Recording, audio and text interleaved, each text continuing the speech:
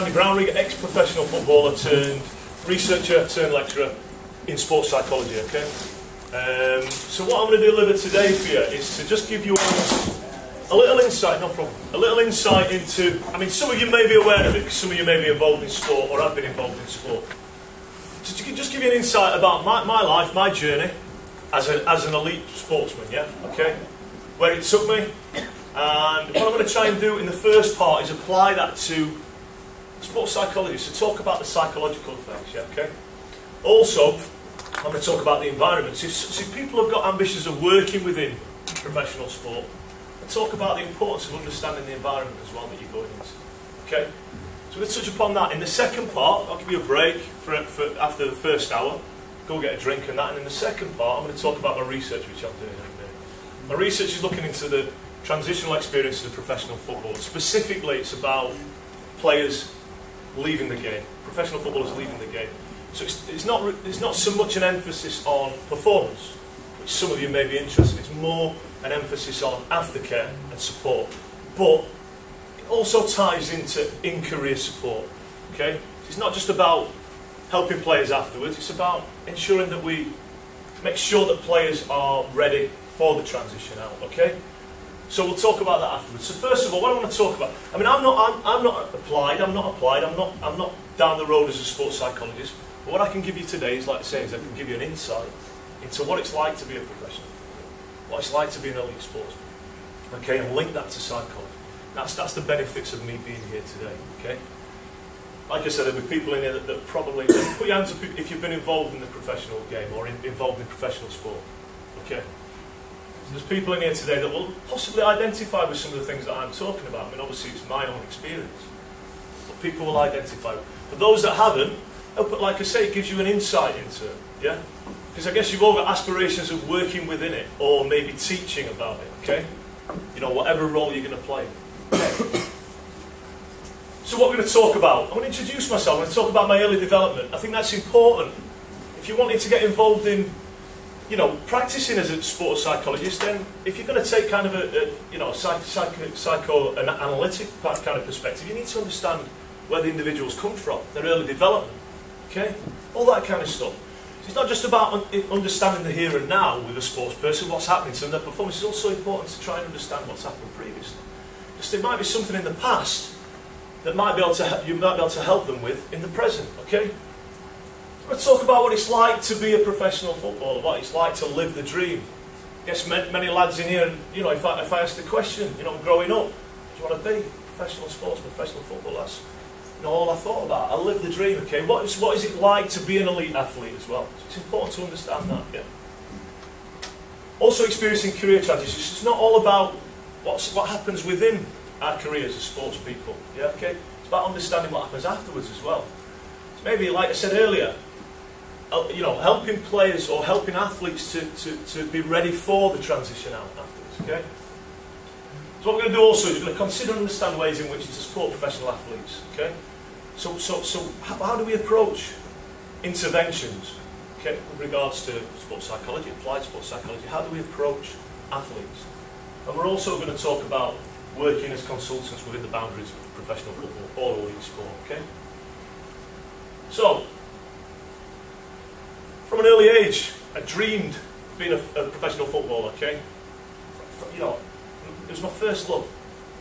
I'd be continually up on the playground near me, kicking the ball against the wall. You know, dreams, aspirations of being a professional footballer. Practice. I was constantly practicing.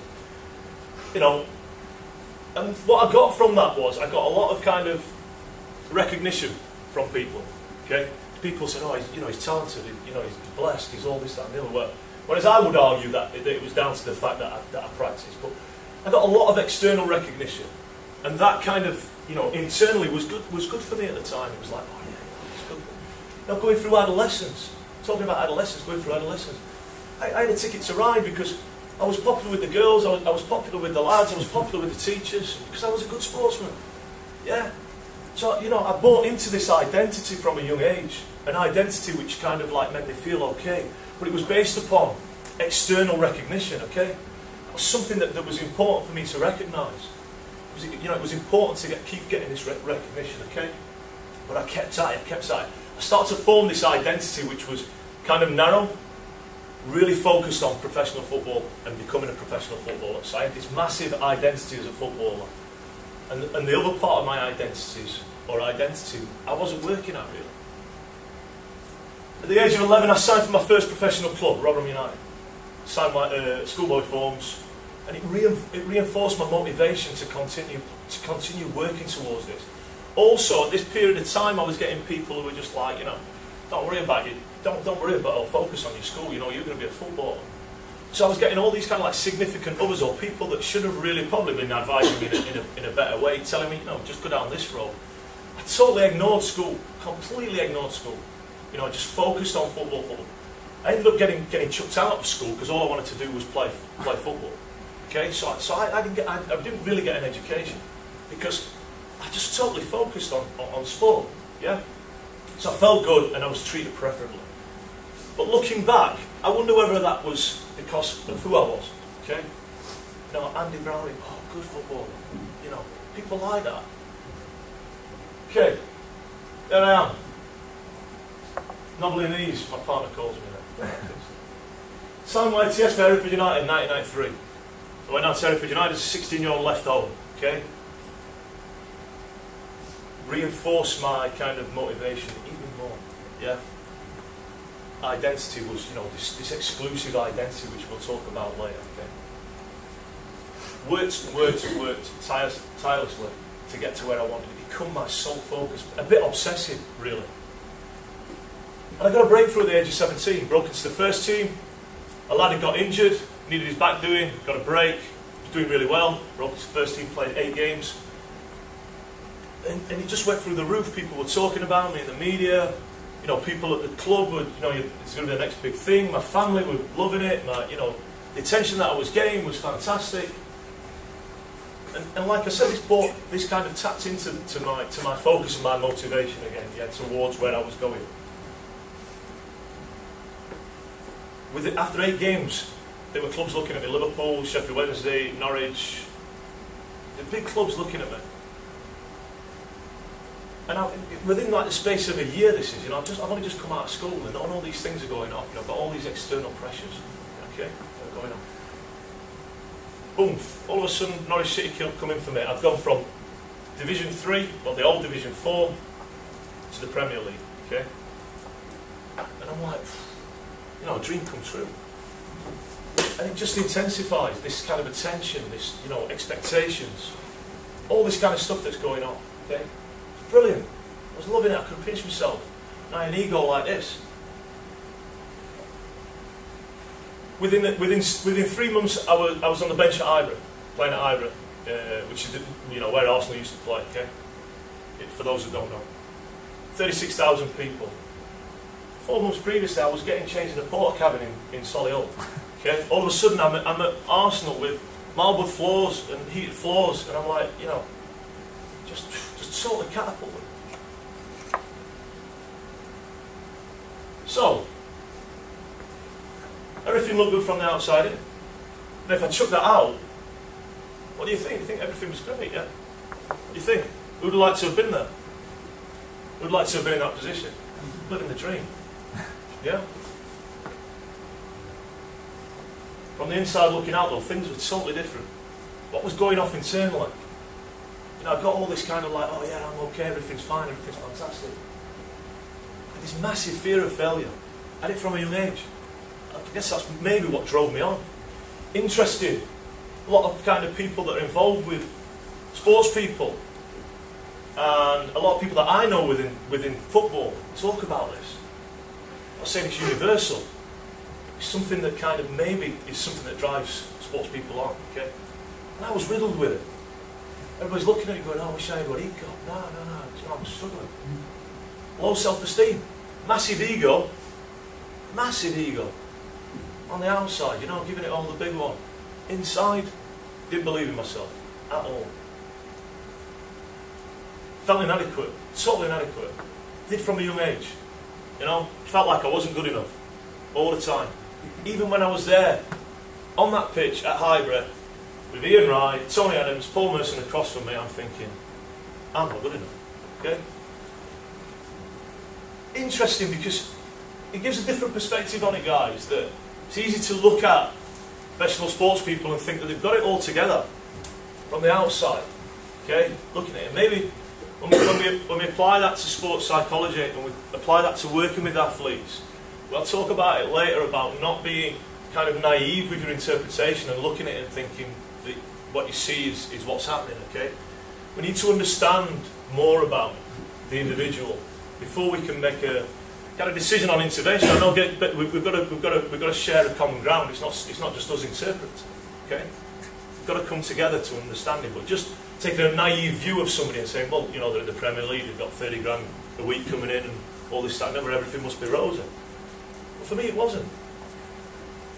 I felt like I was an imposter. I felt like I was going to get found out any minute. Okay, I shouldn't be here. So look, this was all going off internally. Limited identity. I just had this one identity. Professional footballer, like I said, big ego, full of it, yeah. I can cope with anything, all this, that and the other. Whereas inside, struggling, completely struggling. Uncertainty, the uncertainty that goes with professional football, understanding the environment of sports psychologists, the uncertainty. You know, a lot of players in football from 1 week to, from 1 year to the next don't know whether or not they're going to be playing. Okay, so it's not a secure kind of job. It's not a secure place to be in. Okay, isolation. So when I talk about support, when I talk about the fact that I was struggling, I'm in an environment where if I show that I'm struggling, I'm not going to get picked. Not only that, but the person who's trying to get in my place is going to jump on me. Okay, and he's going to be all over that. Because he wants my position. So there's all these pressures going off. So basically I'm struggling, I need help, I need to talk to people, but I'm not going to do it because this environment just doesn't encourage that. Lack of support. Also, for me there was a lack of support. I didn't feel like there was any support at the time. Albeit, I guess, you know, you could argue that I didn't feel like I could ask for support. So maybe that's what it was. But for me, I wasn't encouraged to seek support if things were problematic. I was kind of encouraged to carry on with things, okay? You know, to show that I'm able, to show that I can get on with it, I can deal with pressure. It comes hand in hand. And I had destructive coping strategies. I'd learned from a young age to get away from this stuff.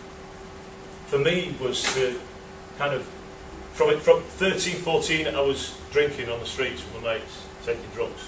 Okay? Football kept me sober. As soon as the shit hit the fan in football, I went back to type. Tried to get away from things. Okay? Struggling. So my career nosedived. Off. Talk about no support. Talk about Parker and Roderick talk about a culture of masculinity in professional football and sport, where individuals have got a hyper-masculine kind of identity. Okay. So when I talk about support and I talk about who I am and what I was as a professional footballer, was I had this kind of all these difficulties and all these struggles that were going off internally. But as I said previously, I didn't have the ability to come forward and say, not only as a man in society, but within the environment of professional football, to say, I am struggling with this. I need help. Okay? So my performance, which is important for us, my well-being and development suffered. Okay? So all this stuff that had kind of been there from day one, really, from a young age, was affecting performance. And when I talk about understanding where people come from, understanding their background, who they are, yeah, it's important because this was having an effect on my performance. So as an applied psychologist, if we can deal with that, or we're able to understand that, and it's within our kind of range, you know. Because we don't want to be working with somebody who's maybe got addictive problems, and you know that's not what, you know. If we're not qualified, then we shouldn't get involved in that. We should pass it on to the right people. But understanding where people come from. So as I said before, I had a narrow focus. I had a complete, exclusive identity on professional football and a small identity away from that. So as my career was nosediving, I was continually carrying on as if everything was all right, even though I was struggling. And also, I was continually putting my efforts into maintaining my place in professional football. So paradoxically, it was going against each other. You can understand that. Crazy. You know, the problems were the fact that I couldn't ask for help. If I could have asked for help, then maybe things would have been different. I also didn't plan because of that, because of this wanting to maintain this identity that I was comfortable with, that I knew, that I developed from a young age as a big part of it. I didn't plan because I just wanted to solely focus on professional football. There's research, and we'll talk about it later in the next kind of session with regards to my research. There's talk now in research with regards to conceptualising personal excellence in sport, and actually getting professional sports people to work at their personal development, because that enhances their sporting development. That would have been gold dust to me at the time. Somebody would have come to me and said that, because all I could think of was, if I set my eye off the target, I'm going to lose this, as well as the other stuff that was going on. Okay. So drops out. Alphaman talks in the literature talks about dropout. Players who get released at a time in their careers that they didn't expect to happen. Okay, didn't expect it to happen at that time.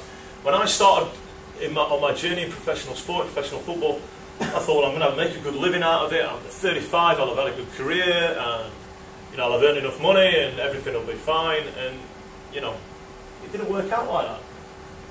Completely went against my narrative, and everybody else's narrative. Everybody else is thinking he's going to be the next big thing. He's going to be this, he's going to be that. That's what I thought. So all of a sudden, my story, which I was telling myself, the story that other people were telling me, was in shatters. Okay, it was just. So at 26, I was on the football scrap heap. Yeah. And I felt alone, lost, and vulnerable. Really, in a real bad place. With this massive, like I talked about earlier, identity and like, who am I? Basically, that's gone. Who am I? No support. The limited support that I got within the game, there was nothing there afterwards. The PFA, Professional Footballers Association, League Football Education now, I guess, are trying to develop something with regards to helping players. So they're recognising it. But at the time when I finished, there was nothing. I was just cast out and forgotten about. I was the forgotten man, basically. So I'm there on my own with all these kind of like difficulties, all these problems, all this stuff going off. Who am I? What am I going to do? And all the stuff that I've been kind of running with and not talking about just came back twofold, threefold. Okay, it's like amplifying it. And a massive, messed it. And even the International Olympic Committee now talk about it with regards to career transition for professional sports people. They talk about identity crisis. Talk about people having a crisis of identity. Just understanding that if you're working with individuals in this area, maybe this is something that you're interested in, aftercare support, or even support within career support with regards to aftercare. It's important to recognise the role that identity plays in it. Okay? It's very needy, needing attention, craving attention. Because that's what I got in the game. I got all that attention, so I was craving it.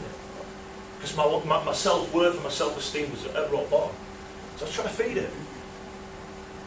And it took me to the brink. I took it out there. I tried to take my own life. I don't say that to because, but that's where it took me to. I wanted out. I couldn't cope with it. Okay? Really in a bad place. But continue. The next day somebody asked me, we're all right? Yeah, not so bad. Now carrying on with the front. I know we can joke about it now, but that's where it took. There's stuff in the press now with regards to professional sports people, and Gary Speed's, one that's, I think it's come up to a year since he took his own life. Okay, I mean we don't know the ins and outs of that kind of case, but I would argue that part of that was to do with career transition, possibly. And I know that Dean Windass' situation was. Dean Windass was somebody who played for Hull City who also tried to take his own life. It's very prevalent within kind of sports people. I think I was shocked to hear this, but in cricket, compared to football, the suicide rates are unbelievable with ex-cricketers. Okay, it's important to understand this. not only understand it if this is not the area that you're going to go in, but also understand it if you're going to work with people. I would argue if you're going to work with professional sports people with regards to performance, understanding this kind of scenario, this journey, is important.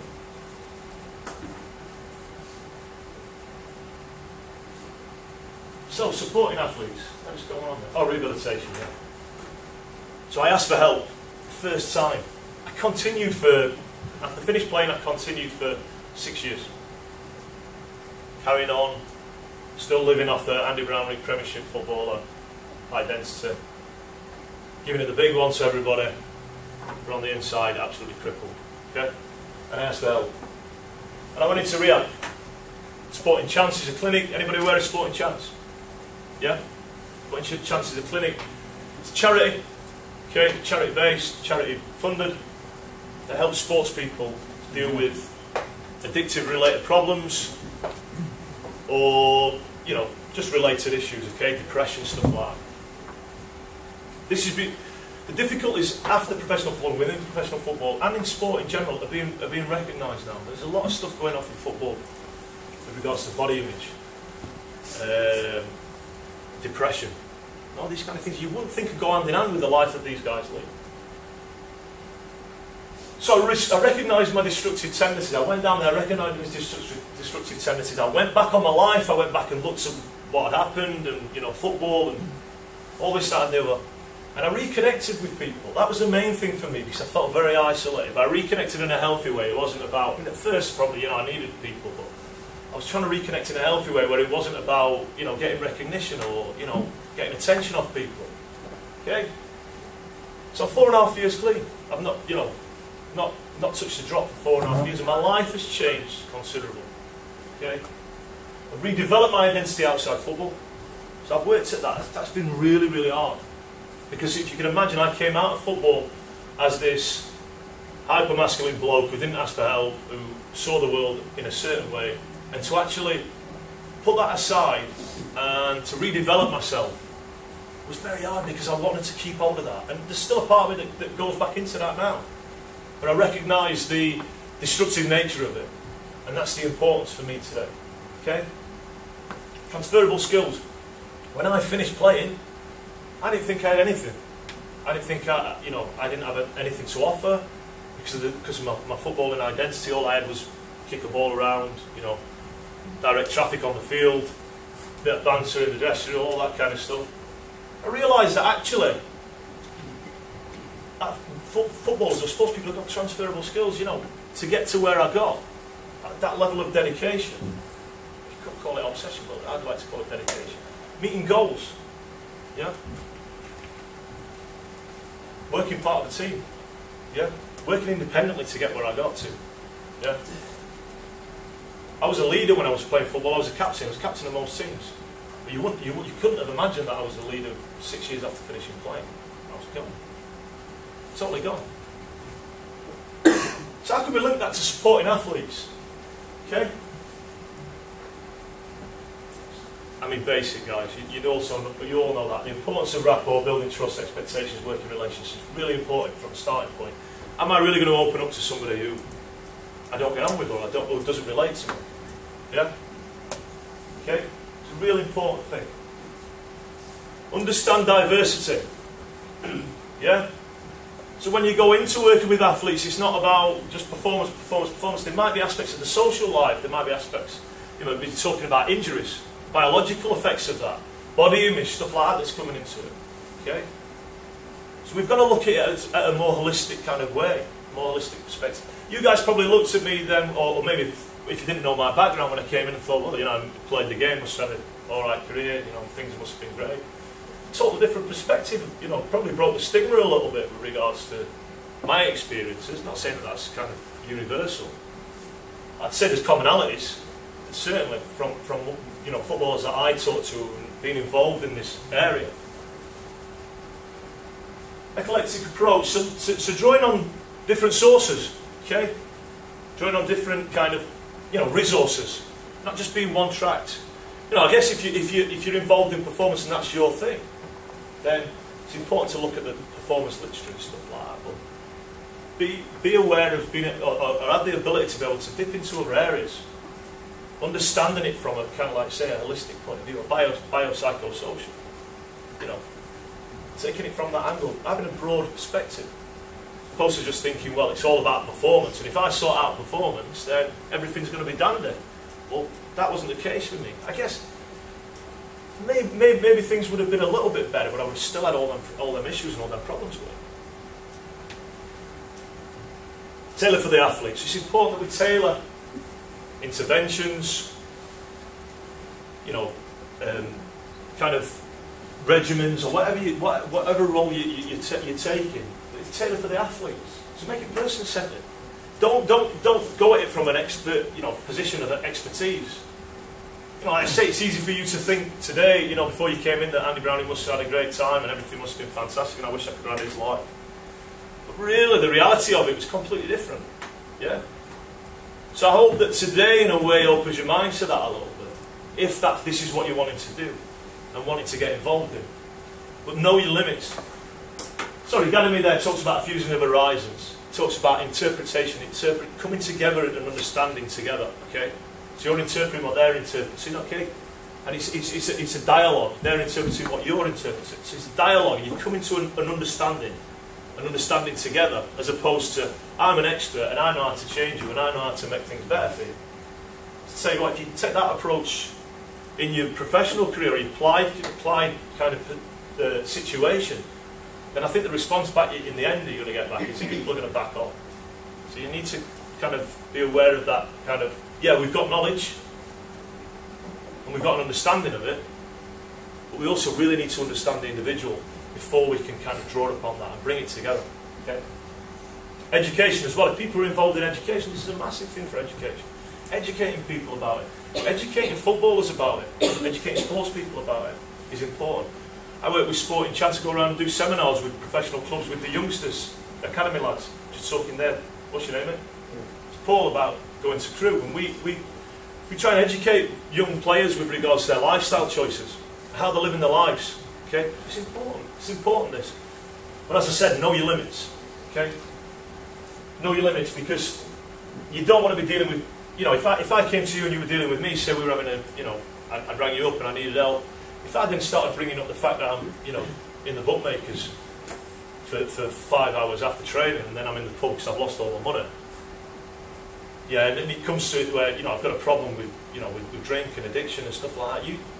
It's not within your kind of area, so you need to pass it on. You need to pass it on to other individuals. So we need to know what we can do and what we can't do. Importance of evaluation, feedback discussions. Okay, it's important that we kind of get feedback off the client. Not only feedback because of our own performance and our own kind of effectiveness, but also with regards to how they're finding it. Okay? It's important. It's the environment, so understanding the environment. I think this is important as well. You know, for those that are interested in getting involved in sport in an applied way, to understand what the environment's all about, to understand how the effect that the environment has on the individual, and the effect that the individual has on the environment. Okay? So the social side to it as well.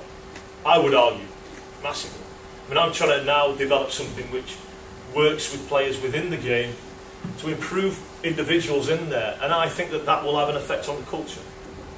And then that'll drip down, the culture will then drip down onto the individual. Very difficult though, because you've got all these things that are going off in there. Materialism, plenty of money at the top level. You know, kind of morals and values that are totally obscure. You know, it's all about money, it's all about buying some. You know, talking to a guy at the PFA, a counsellor, an ex-player who's been finished for 2 years, no longer getting the money that he got. He's spending money like he did when he was playing. 90 grand in a year or something like that, blown. You know, just trying to continue the lifestyle, okay? Religion as well. There's different people involved. Football now has changed completely to when I was playing. At the top level, there's a lot of different religions, so you've got to understand that as well, yeah? Understand where that individual's coming from. So all these things matter. Ego, massive ego. It's like I talked about there, there's a lot of egos in football.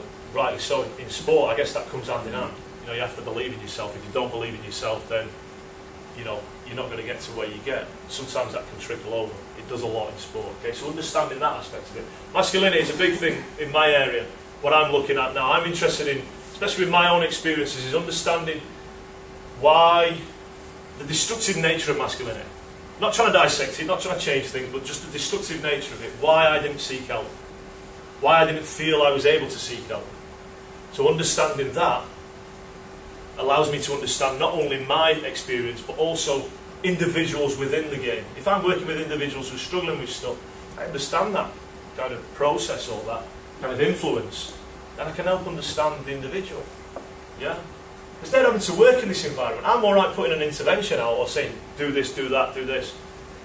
But if it goes totally against their culture, it's going to be very difficult for them to stand out and be different. Okay? So we need to understand this. Identity is a massive thing. For me anyway, in my area. Identity. Understanding the athletic identity. Understanding their non-athletic identity. So understanding these areas. Xenophobia. So you have a problem in football, especially in football, with regards to them wanting people coming in to change things. A lot of people in football, a lot of people in sport, especially in like team sports and professional team sports, they like it the way they are. Especially in football. Maybe I'm doing other sports an injustice there. They like to keep things the way that they are. Okay.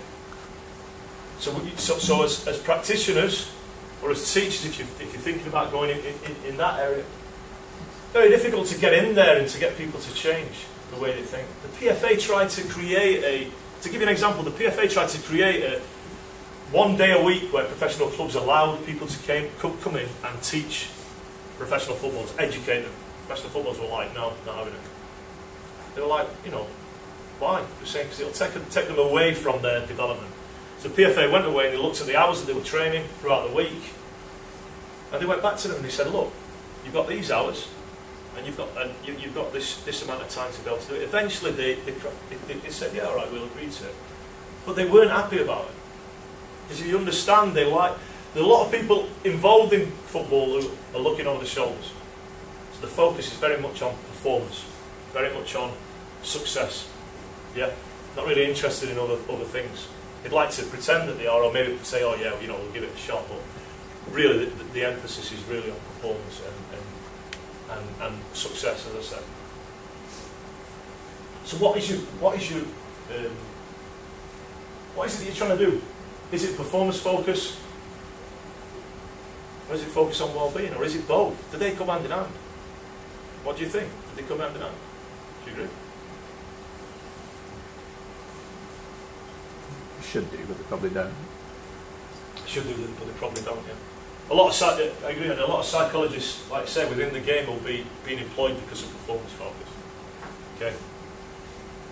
My argument, which I'll talk about in my research later, is with regards to career transition, is a lot of the literature and a lot of the work that's being done is all about cure. It's not about prevention. So it's like, we'll let them go through the problems and then we'll cure it, as opposed to let's deal with it in the, you know, within career. Ensure that the individuals are more rounded and ready for career transition. But you've got this resistance, which you talk about here. You've got the resistance from the powers that be. I mean, if the Professional Footballers Association have got problems getting a day's education for young footballers, you can imagine the difficulties that people have got coming in and saying, by the way, I've got this idea with regards to psychology, I want to work with the team, or working with an individual with the team, okay, within the team, sorry. Very difficult, you've got this. So maybe it's a case of working outside perimeters of sport, working with individuals in that way. Acceptance as well. I went to a conference the other day, a bloke called Robert Nesty, who's been involved in psychology and football. And he talks about needing to get the manager to advocate it. Because the manager don't advocate it, players aren't going to listen to you. The players are not going to respect you. I'm talking about within house. Okay? So you need the manager to be by your side, basically. And that's very difficult when you've got like this, like I said, this xenophobia and people not wanting to change. And not only that, there's probably only 2 or 3 managers in this country that are, you know, probably only 2 that are professional clubs that are okay. You know, Arsene Wenger and Sir Alex Ferguson. All the rest are like that, looking over the shoulders from one day to the next, thinking, if I don't get a result on a Saturday, if I don't focus on performance, I could be out the door. So they're not really going to be concerned with well-being. They're not really concerned with all that, because they're more concerned with keeping their own job. Okay? So, to summarise, there's an insight there to the journey of professional football. It's a different insight to maybe what you've seen or what you've heard or what you've thought, or maybe what you've experienced yourself, those guys that have been involved in professional sport. So as applied psychologists, it's important that we don't interpret things naively, yeah? We don't jump to conclusions. It's easy to look on the outside and think, yeah, I know what's wrong. Really, we need to get the client to paint their picture. We need to understand it from their perspective. This is where rapport comes, this is where your interaction comes, this is where your skills come with regards to your practical work. Yeah, okay? So you're only going to find or only going to develop that by working at it, by getting out there and doing it, okay? I mean, Andy, you work with athletes, don't you? Yeah. Yeah. And how did you find it, initially? Was it something that you... Hard. Depending on who you work with. You'll be working with a 10-year-old kid one day and then, 30-year-old athlete the next day in different sports and building the rapport and stuff like that. Yeah, it's hard going. So you appreciate the importance of understanding different individual and understanding the different sport as well. Yeah, yeah. But that actual, interaction is important. So it's important also to understand the athlete's environment, okay, the social side to it and what they're kind of involved in.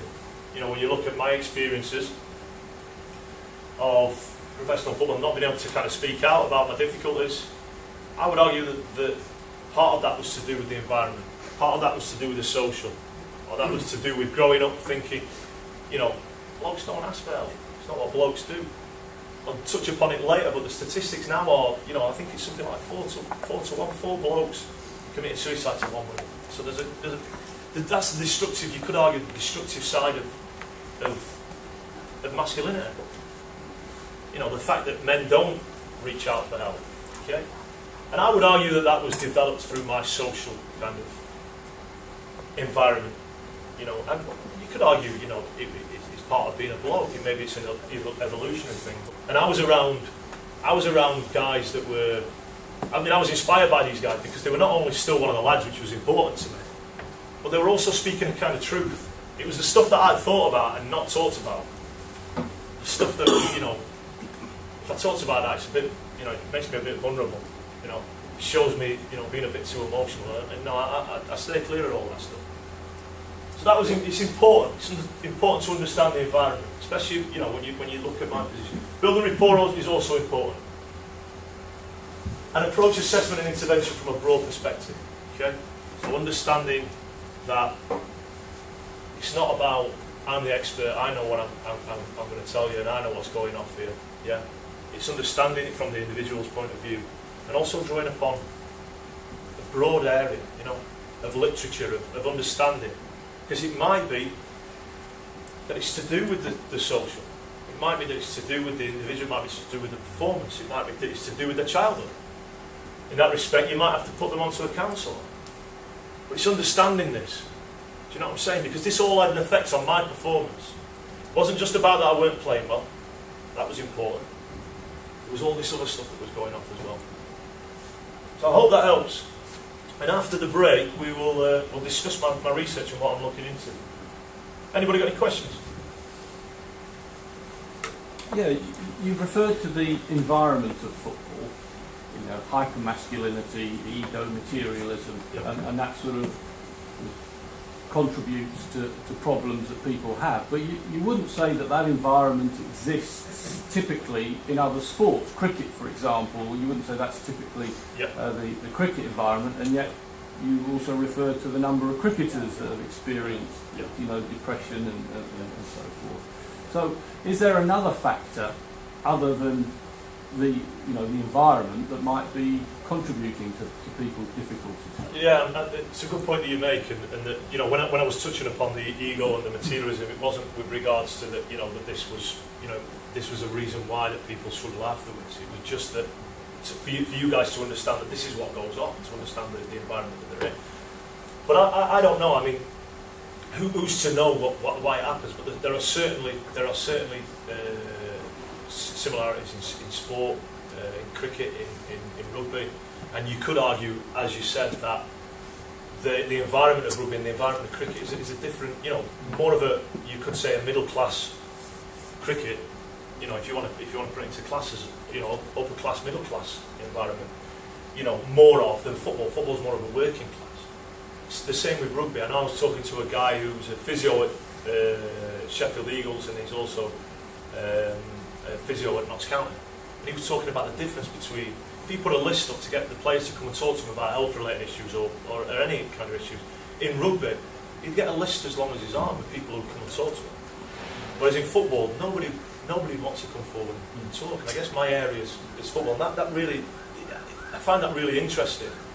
That you would, from the outside looking in, you think that rugby was more of a physical sport, more of a masculine sport. But there you've got guys who are able to kind of be okay with that, what people may view as a bit feminine, talking about issues from a man's point of view. But who knows? I mean, the other issue is gender. I mean, that's the big question. Does this happen? And that's something maybe for somebody in here, or maybe for me at a later date to research. Is that do women have these difficulties after they finish competing? Is it a gender issue? Is it a cultural issue? I mean, do the French players, Spanish players, do they struggle afterwards, like Paul Gascoigne did? I know I heard on the news today about them wanting to put a minimum price on alcohol. So you wonder if it's maybe a national identity thing, a cultural thing, that English blokes go out and they drink and they get, and this, that and the other, and maybe that's what I don't know, maybe that's what people within the game or professional athletes are tapping into. But you make a good point with regards to the fact that cricket is more suicides in cricket than football. But you would argue that is less of a hyper-masculine environment. But I mean, I don't know unless I'm, Maybe it's the fear of failure. Because that was something that supposedly drove Wilkinson on. Yeah. Johnny Wilkinson, massive fear of failure. Yeah. And also the loss of identity. That's going to be common, isn't it? Yeah, and I think the loss of identity as well. I mean, to think about you just losing completely your identity. I mean, I guess sometimes it can happen, just in life, maybe a trauma or whatever. But that was really difficult for me to redevelop who I was. And I'd like to say that today, through the help of other people and through the help of like the likes of Andy and people in university and people outside of university with my development, is that now I'm in a position where I'm kind of finding out who I am. You know what I mean? With regards to putting the football identity aside, it's very difficult. I mean, in that position where it's like, who am I? Total identity crisis. I mean, it was very problematic for me, very problematic, and even six months, a year ago, it was probably still problematic. But it's a lot easier today.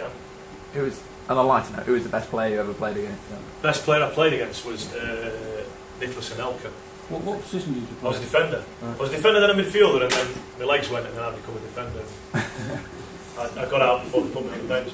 But we played Arsenal reserves, and we for Norwich, we were down at Highbury again, and we'd heard that they'd signed this lad. It was Nicholas Anelka, and we'd heard that he signed it. He didn't come on until half time. And I remember him coming on and thinking, right, I'm going to show you. I'll give you a tackle first thing, to make you, to show you that I'm there, basically. So I went tight to him to tackle him, and he just turned me, he rolled me with strength, and it were away. It was just too powerful for me. So I thought, right, next time I'm going to back off. I'm not going to be too close to him, so I was wrong. So I backed off and turned, and he just knocked it past me, and it was like road running, just flipped back. So we got a corner, and I was good in the air as a defender. I was really good in the air. And I thought, right, I'm going to show you. Beat you in the air. Anyway, the ball came up, and he was like a salmon. I'm just like, you've got me, mate. He was great player. I mean, he went on to be a great player. Then went on to be a great player. But played against some real good players. Real good players. Better than me, anyway.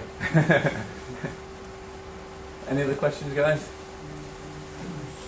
All right, we'll give Andy a round of applause. Oh no, go on. Yeah, go on, mate. I was wondering, right, do you think athletes that come from single parent households may express a higher masculinity level due to the fact, like, if it's a single mother that like a male may have to kind of be perceived as the man of the house, and that maybe, but I guess you can look at the relationship kind of dynamics really. I mean, if you tap into somebody like Freud, I mean, I don't know if he's not got the father figure there, then he might have more of a, you know, unhealthy relationship with his mother, you know, so it might make him more feminine, you know, as opposed to more masculine. It just depends who and, you know, do you know what I'm saying? Yeah. It's not like I mean, I guess it just depends. I guess it will depend on the stages as well and the individual. So it comes down to the individual really, and the stages.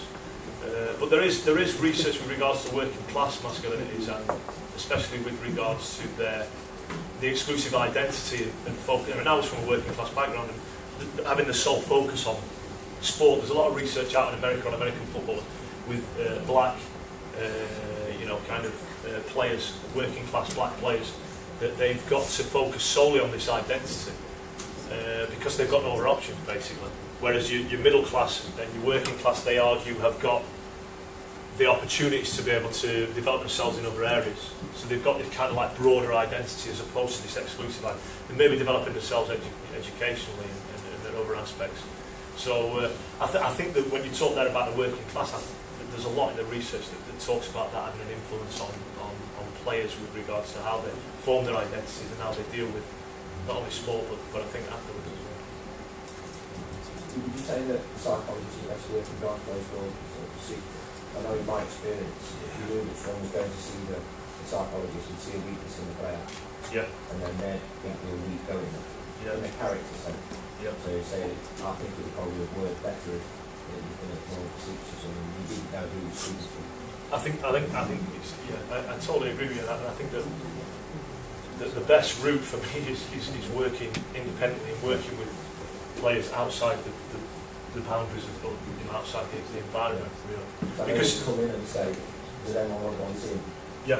And obviously everyone will go, no. Yeah. And there might be one who would filter off at the end and you say, oh, he's on the team, he's on the team, and there'd be a big discussion in the lab and just in terms of what's it with him on. You know, I think that's the wrong approach. Yeah, without doubt. But then the other side of it is that if you're, I guess you'd have to develop yourself anyway for you to be able to get into a club and a club to advocate it. You'd have to establish yourself, and that's the issue with psychology for me is being able to get out there and get the experience and get your reputational. Because even me, I mean, even yourself, if you've got aspirations, and with my journey with regards to my research, I'm having difficulties to get in. You know, even as an ex-footballer, I'm having difficulties getting in. Okay, so you know, it's not easy. Not easy to get in and work.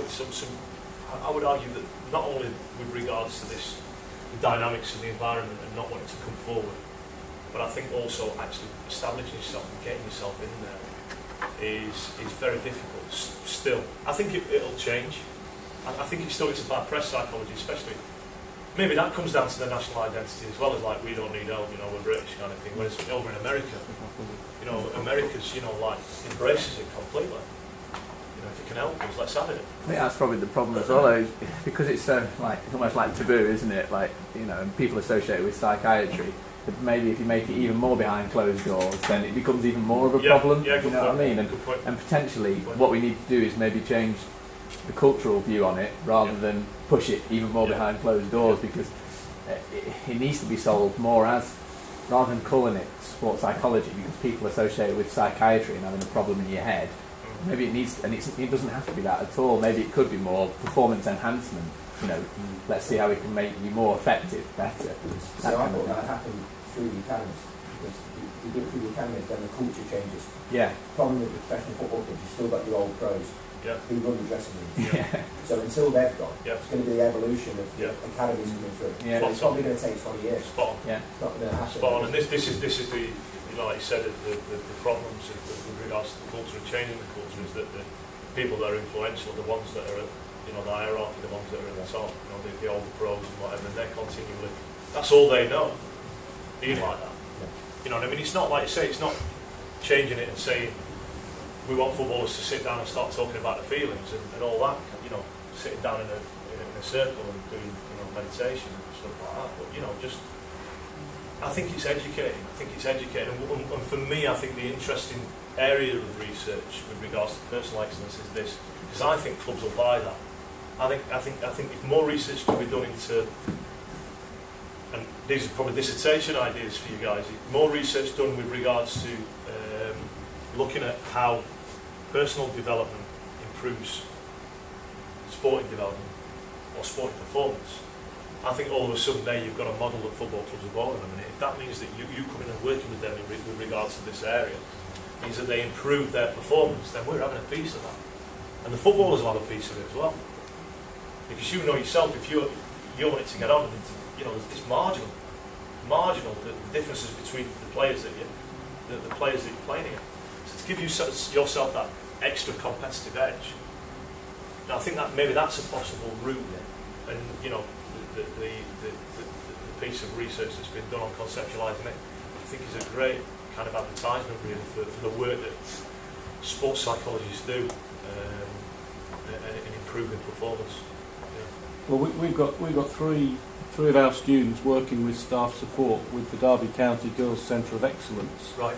And they came to us and said, "Can you help? Because we want to do anything we can to improve these girls as footballers." You know, so it probably is happening at some levels in some areas. Yeah.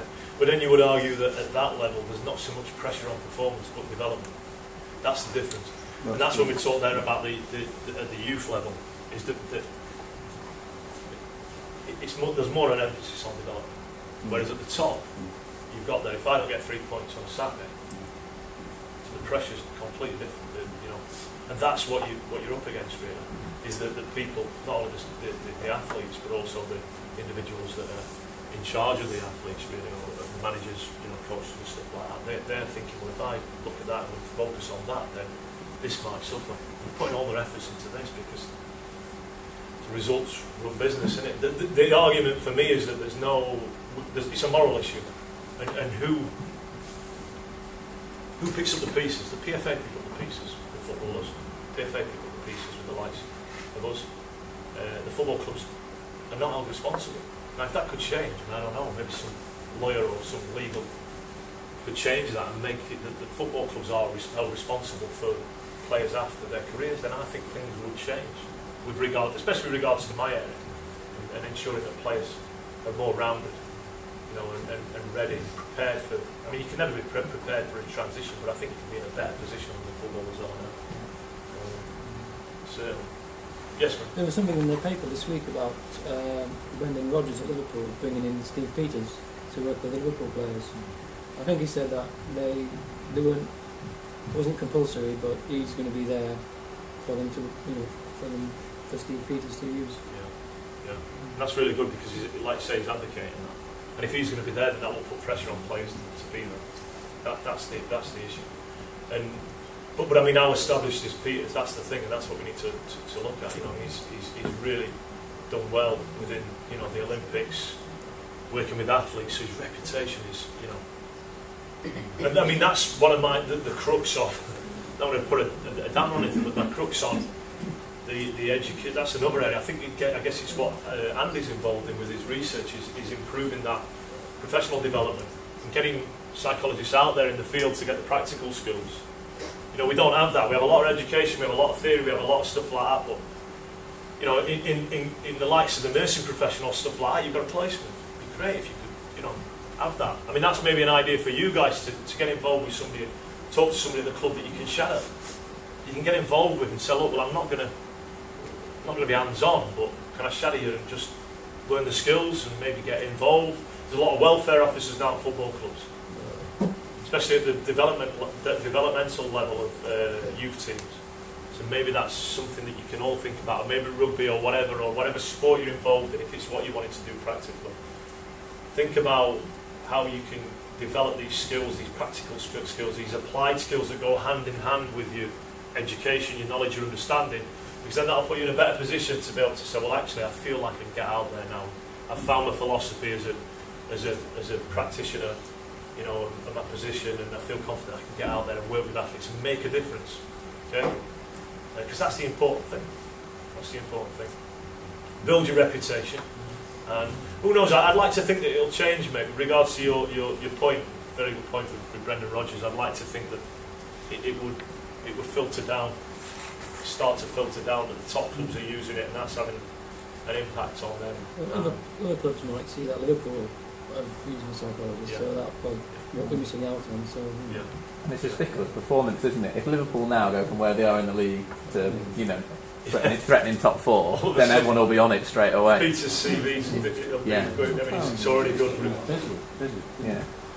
Yeah. But I mean, then also at the lower level, you know, we talked about crew there earlier, and they've got a great model crew. You know, and how they run the club, but then it comes down to finances, doesn't it? You know, can the lower clubs really, who are trying to keep their head above water, can they really afford to be taking on sports psychologists? The interesting one, go and look, when you get home, and look at football clubs in the 1970s. Football team photos, the 1970s, Liverpool. You got the manager, one physio, and possibly an assistant. That was it. Whereas you look at Liverpool now, there's like 26, 30 backroom staff. So it is developing. It's not, you know, to put a downer on things, because it is developing, and you'd like to think that in 10, 30 years' time that things, you know, will have advanced even more and people will be advocating it even more. Any more questions, guys? Okay, let's give Andy a round of applause.